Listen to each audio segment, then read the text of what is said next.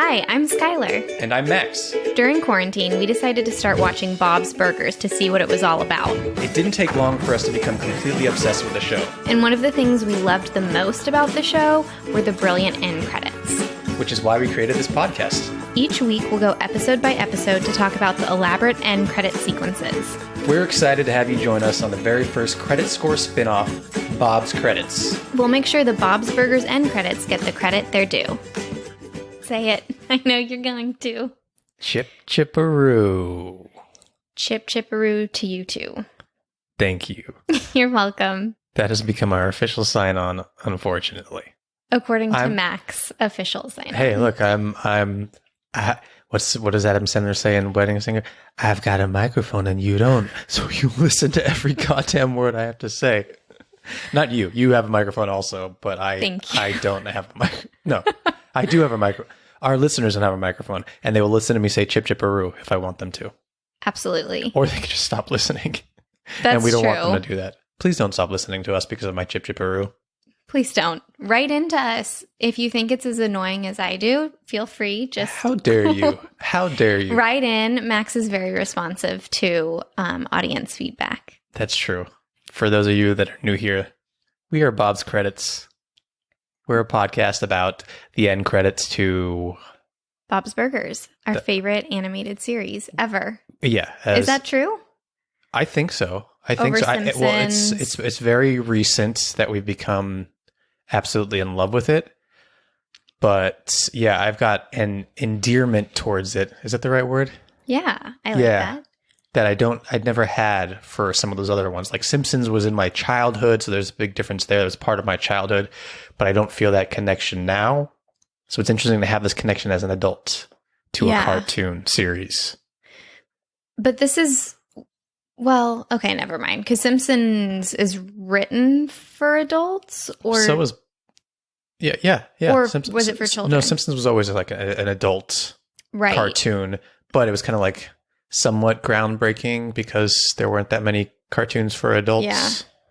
And, it paved the way for a lot of the cartoons that, especially obviously there would be no Bob's Burgers without Simpsons. It's very, on Fox, it's their thing. All their shows have been very like, oh, Simpsons is our longest running show of all time. Let's get more of these on here. Yeah. For those of you that are new here, I'm Max, and over there is Skylar, and passed out on the couch next to her is our baby Biscuit. He's not a human baby. We would not name our child Biscuit. We're not a celebrity couple. He is our furry baby, our golden doodle, and he is present for every recording. You can see him on our socials. Or his social. He does have his own he's more popular than all of us. Yeah. On Instagram, it's Biscuits World. Yeah. Or you can follow us on any of our socials at Bob's Credits, and Biscuit makes appearances on there too. And you can weigh in on the whole Chip Chipperoo debate. Yeah, but only if you're on our socials. Only if you're pro Chip Chipperoo. Otherwise, don't bother weighing in. I could be turned. I could totally be turned. I think you're going to be turned. I'm just not like super, as you would say, endeared by it. I think like later this week, you're going to be just saying it to me like accidentally or ironically, and then eventually it's going to grow on you. Probably ironically. So you're going to be like making fun of me. It's going to become a thing, is what you're saying. Right. Yeah, it's going to be those things where like you're doing it to make fun of me, but then it eventually becomes something you actually do. Okay. Yeah. All right. I believe you. And then everyone will embrace it. And look, it was the first thing that popped in my head when we were trying to come up with a sign on for this, and it just stuck so far. So far, one episode in. Should we get into this week's episodes? Yes. We've been doing 2 episodes per episode of our show, 2 Bob's Burgers episodes per episode of our show, because the end credits don't change that much until like the second season. So until we get to the second season, that's how we're going to be doing things. So for this episode, we're doing episodes 7 and 8. Yeah, 7 and 8. But before we get into episode 7 and 8, we have a game that Skylar loves to play. I love to play because I've been a winner the past couple episodes. Skylar was the big winner in our first episode. It's called Bob Pun or Max Pun. And everyone knows that Bob comes up with burgers of the day puns on the show every single day. I like to come up with Max puns and quiz Skylar, and she has to guess if the puns that I came up with, or ones that I came up with, or ones that Bob came up with. Are you ready for these? Yes, I'm ready. Your first pun is bake it or leave it. Max. Yes. Very good. Feeling good about today. Your second burger is, or pun is, the die charred burger. Comes with chard. Bob. Max. I knew you would guess Bob. He uses that ingredient. He right? does use chard a lot. And there might even be like a die charred burger. A Die Hard's like they love to do like puns with a movie like that. Yeah. Okay. The next one is, let's give them something shiitake about burger. Bob. Yes. Wait, so I'm two and one? Yes. Okay. The Maltese Falcon. That's Max. Wow. Look at that. Yeah, that's correct. Because I know you like, noir film. I've never seen the Maltese Falcon, to be honest. I thought my thinking was, this sounds like something Bob would come up with. Really? Yeah, because I've never seen that movie. Yeah, but you're like, I'm sure you like talked about it in one of your film classes or something. I don't even know. Is it Humphrey Bogart? Maybe. I think Humphrey Bogart, I guess, is. I think so. Yeah. I don't know what it's about. I have seen it. It is? What is it? Is it about like I am so bad at remembering plots. Like, I can't even remember the plots of the Bob's Burgers we watched last night. It's so bad. I just remember lots of like slick down streets. I feel like there was a cane with a Maltese Falcon on it at one point. I saw this. What is, okay, so Is like a bird? Yeah. So or like maybe a statue. I don't know. And what's the Maltese? So I always think of the Millennium Falcon, which is the ship that Han Solo drives in Star Wars. So that's why I always think it's like a vehicle. Let's look it up. I feel like it's made of metal. Oh, yeah. It is this like bronze little guy. It's just like a statue. Yeah. Okay. Yeah. I don't know why I thought it was on top of a cane. Okay. So it's a movie about a statue? Hold on. I'm really into this trailer. I still don't know what it's about. Such a strange something. It's a masterpiece of mystery. I don't know. Okay, anyway, whatever. Maybe the mystery is, what the hell is the Maltese Falcon? I don't know, but this is like, concerning. I cannot remember movie plots to save my life. I can remember how movies made me feel. I can remember the exact table in the room where I was watching it and the exact year I was watching it, but I can't remember plot. Is that like a particular memory deficiency? No, it's probably just Defect, like, especially like in film school, if you were watching all these movies, they all kind of blend together unless you're very like familiar. You've seen it like multiple times. That was the same year I watched Halloween for the first time. Mm-hmm. And like I made it a career to stay away from horror film my whole life. Until you met me. Until I had to take a film class about it. And I remember... Until you met me. Until I met you. We're almost approaching October, which is our... We are. We love the Bob's Burgers Halloween episodes so much. So we're excited about that. We're going to do some binge watching of every single one of their Halloween episodes coming up on that. Should we get into these episodes? Yes. That we're doing the end credits for? So it's, as we said, episode 7 and 8. And let's start with 7, Skylar. All right. 7, bed and breakfast. When Linda decides to turn their apartment into a B&B, Bob isn't so sure. Linda has a history of snapping when people don't applaud her hospitality. Once the B&B is up and running, the guests refuse to participate in Linda's B&B activities, much to her chagrin. Teddy then becomes her third guest, kicking Louise out of her room, which is a big mistake. All in all, Linda gives the experience a B&B plus. B&B plus, which I think the clip that I have that's like moments before the credits begin, she says that. Yeah, it's like a hellacious experience, and she's like, that wasn't so bad. I love Linda. I love her too. And Jean too. Like, it's like they're so positive about everything, or optimistic. I love it. Which is why... Like, ignorance is bliss. Yeah. In a way. Yeah. Which I wish I was like a little bit more like that. Yeah, you're more like that than I am. I'm more Bob than Linda. Yeah, I would say I'm more Tina than Linda. I think we're both more Tina. In terms of catastrophizing. Only because we both love butts so much. Right. That's a known fact about me. Okay, so interestingly, I guess, the reviewer, when this episode came out from the AV Club, also gave this a B&B plus for the episode. Okay. To go with the theme. But I was reading his review and I totally had like like an moment about the show and why we disliked the pilot so much. So he marks this episode as the first time that Bob kind of steps back into the background and the kids get a lot more lines.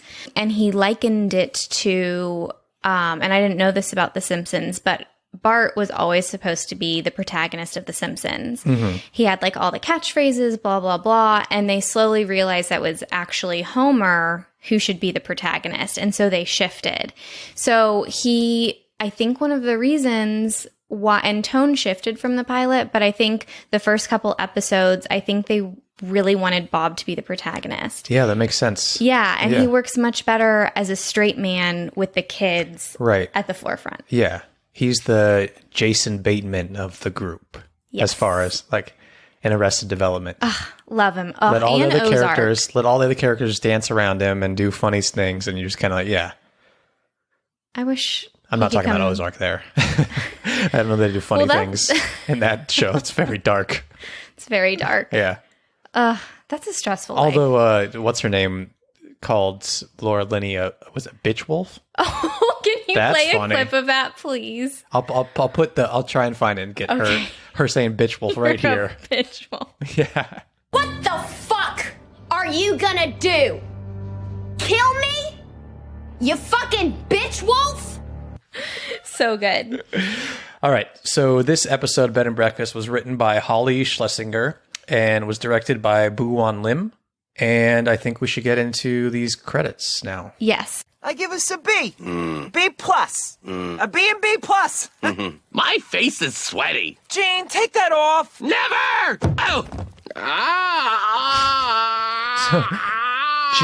So I have to pause it because Gene, he's wearing like an S&M mask that one of the Bed and Breakfast customers left. So that's why his face is sweaty, and he like runs into a wall and falls over and just like moans until the credits begin, and they all just stare at him.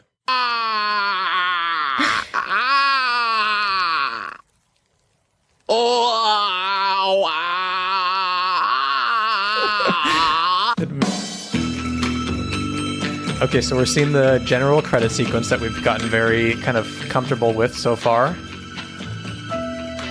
I mean, in fact, I don't think anything changes in these credits. We've got this new music. Oh, really? You just like swiveled the cursor to press pause, and I thought it was one of the bugs from the episode. And I was like, oh, that's great. That would have been good because in that last clip, there's like bugs everywhere because there was a guy staying there that had bugs. Right. Yeah. He was mating these bugs, which Tina found very romantic. Yeah, so that would have been good. That would have been something very simple to toss in. But I don't think they're having that much fun with the credits just yet. Right. They were a few episodes ago. Gene was like had a whole choreographed sequence. Exactly. But I don't think they were like, I don't know. I don't think they were like, let's do this at every single credits. Let's do something different. I feel like I'm going to set myself up to say something really dumb, but I don't get the musical choice. So I had to look this up too, because we watched so much Bob's Burgers that like we only watched this episode probably maybe a few nights ago. But because we watched so many since then, I don't remember. Like when you're watching the episode and then you watch the credits, you're like, "Oh, I know exactly what that music's from." Yeah. But so I had to go back, and apparently this is like the music that plays when Louise is sneaking into her room where Teddy's staying to like spray pheromones so that the bugs will come like on his face. You know, got it. They give him all the bug bites and stuff. Yeah. So that's what this music is from. I guess that's what they chose. So again, we're seeing the generic sequence with Bob and the girls prepping food and just a musical change. Yeah. And so like Linda will make an appearance soon and Gene will come in.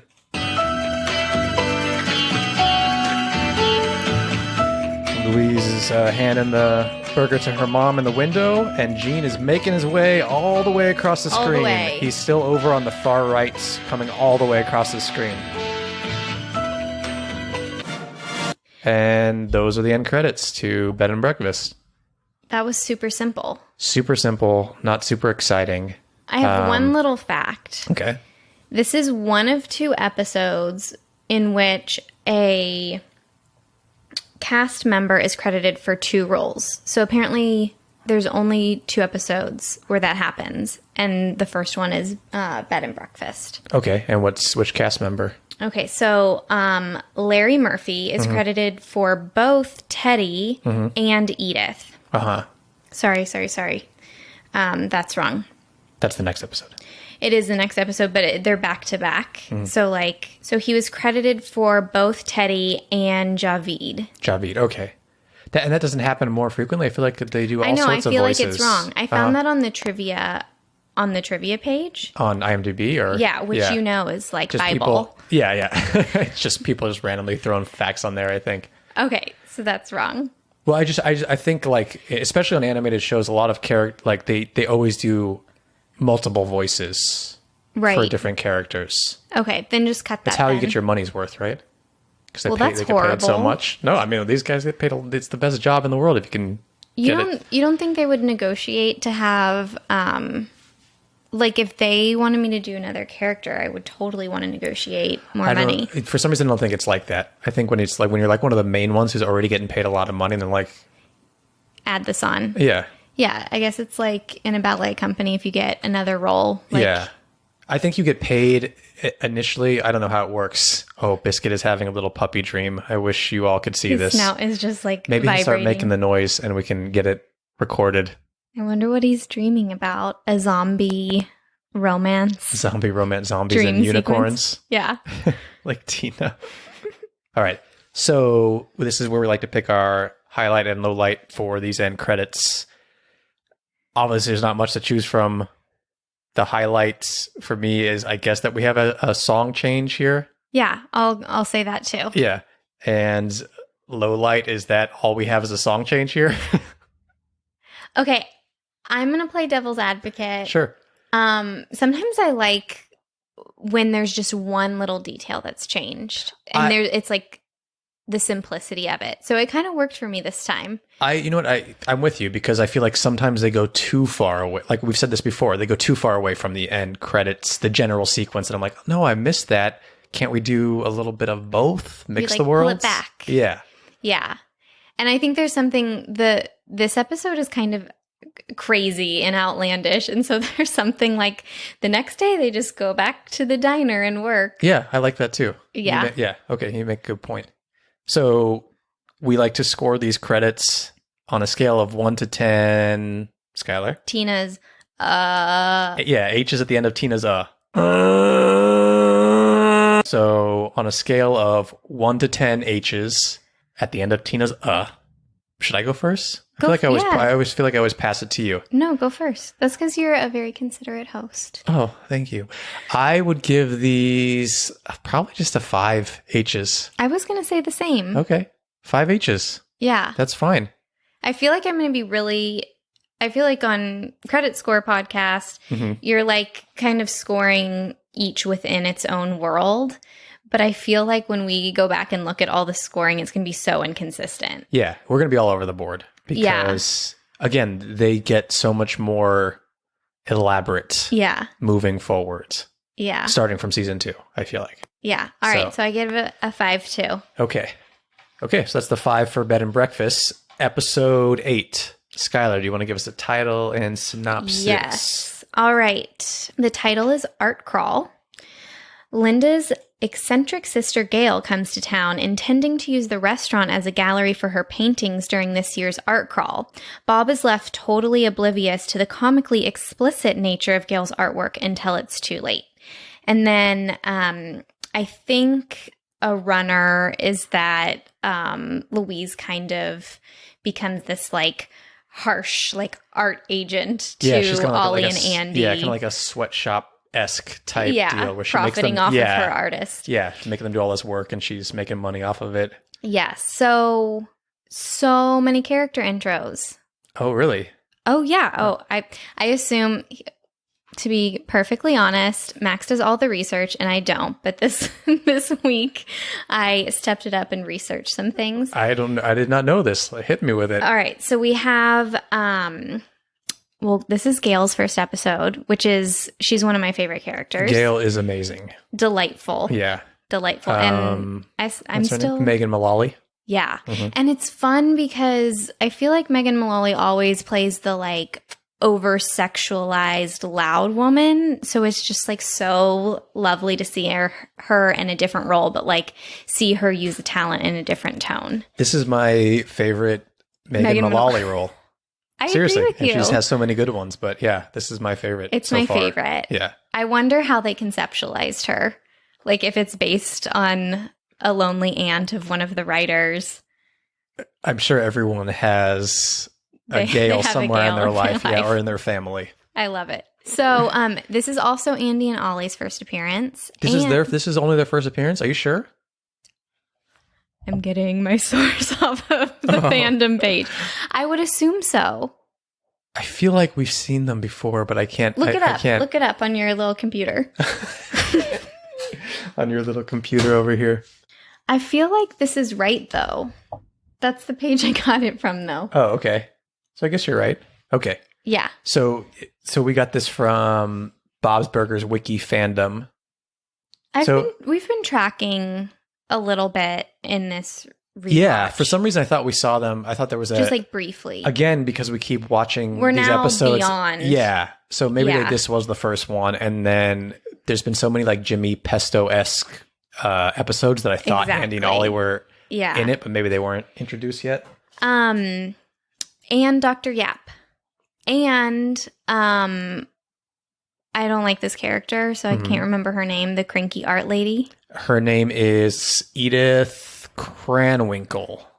Yeah. Yeah. That's a lot of character intros. And I think this is the credit you were talking about, where that Edith Cranwinkle is voiced also by Larry Murphy, who's the voice of Teddy. Yep. I didn't know that. Did you know that?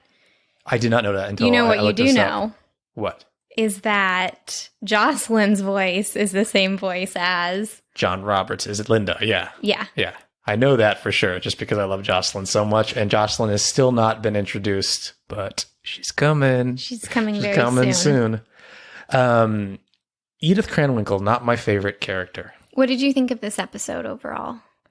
So we just watched this not too long ago for the second time, I'd say, since we first watched the show. Yeah.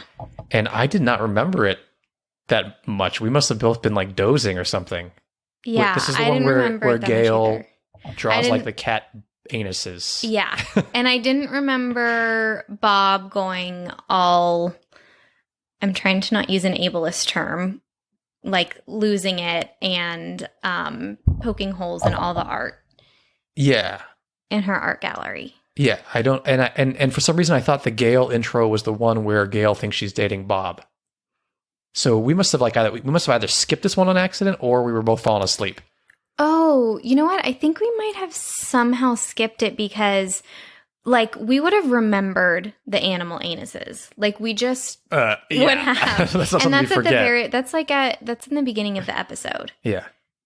And I think we were both saying that. Yeah. There's so much trauma going on in this year. Maybe we were just like We were not ready for like anus paintings. something like that. Yeah. Okay. That makes sense.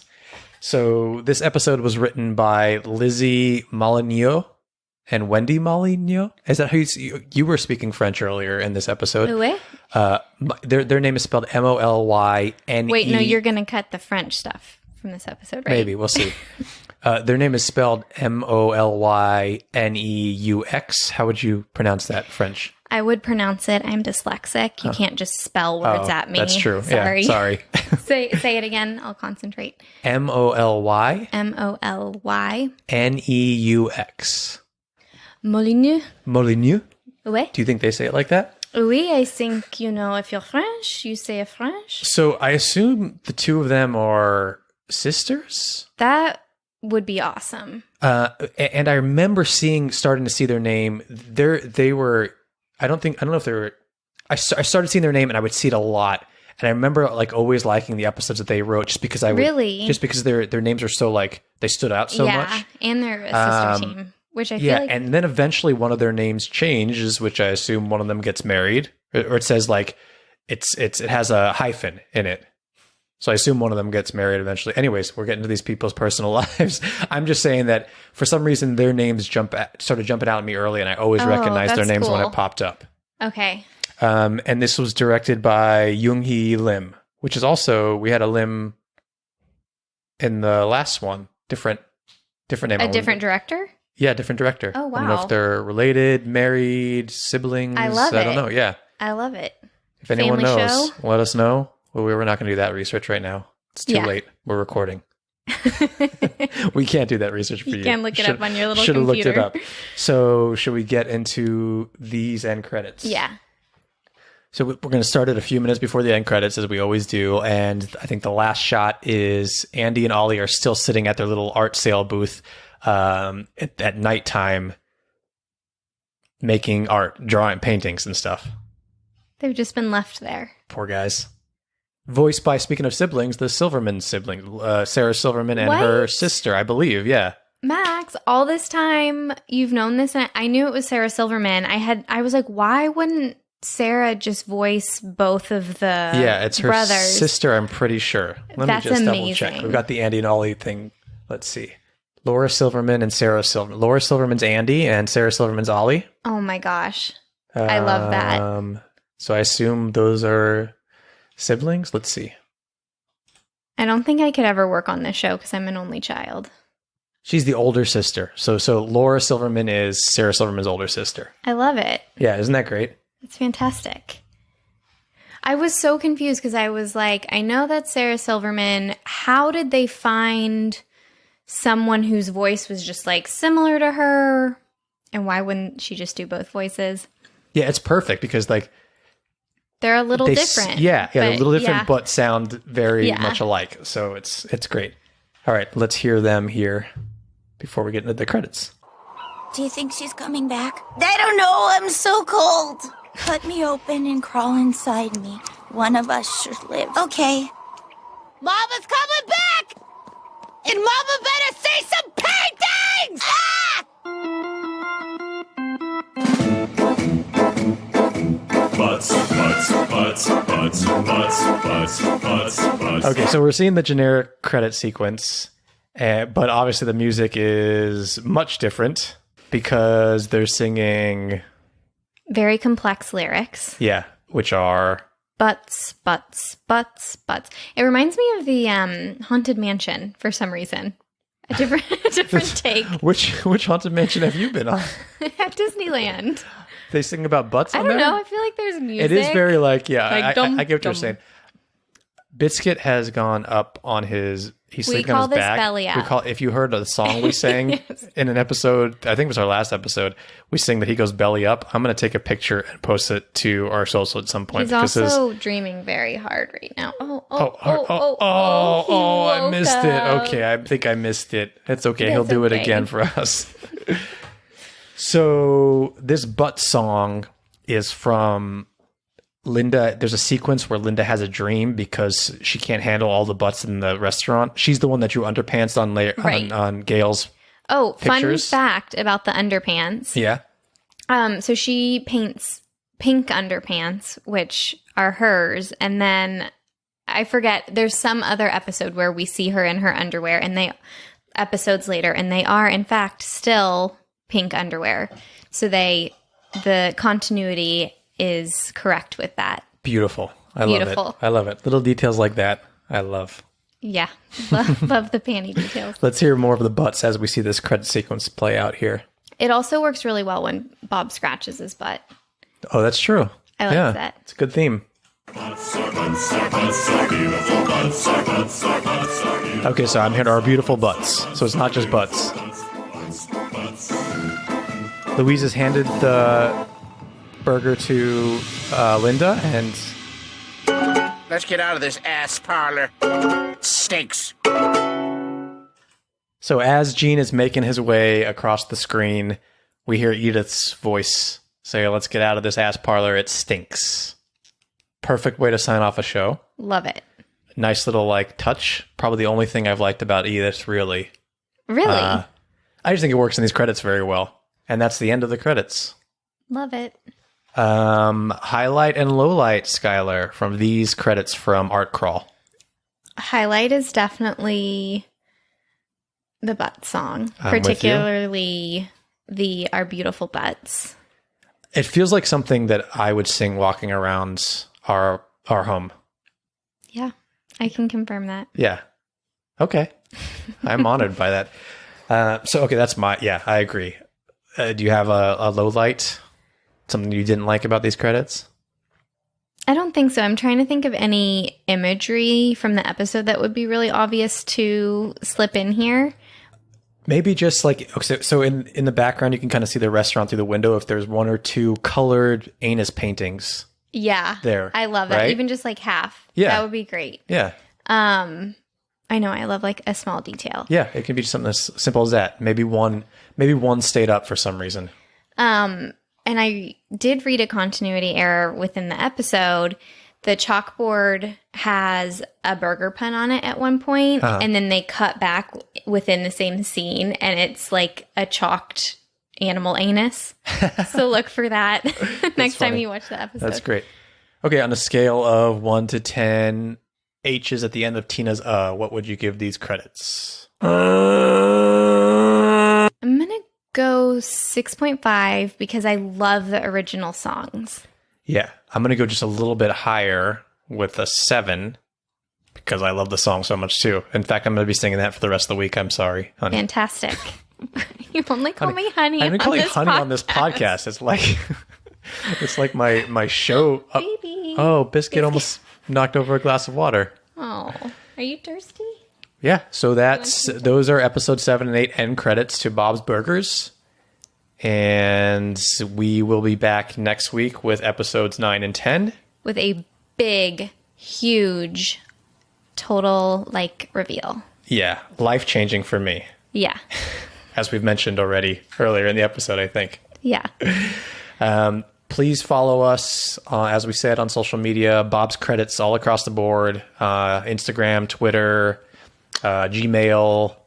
And support us on Patreon, if you will. If you enjoy listening to us, we've got we got one tier on there right now, really low, but we're going to add some tiers if people are interested. Not tears like crying. Right. Oh, Yeah. also spoiler. Yeah. Something exciting that has to do with what you just said happens next episode too. Crying? Yeah. Okay. And what else? Well, leave us a review if you like listening to this podcast. If you enjoy Bob's Burgers as much as we do, leave us a review on Apple Podcasts or wherever you're listening to this. That helps us out a lot too. Tell your friends. Anything else we got to say before we sign off? I know you've got one thing you've got to say before we sign off. Oh. But other than that, is there anything else we have to say? Thank you for reminding me. Yeah. I don't think so. Okay. Just, stay saucy. There it is. There it is. We'll see you guys next time.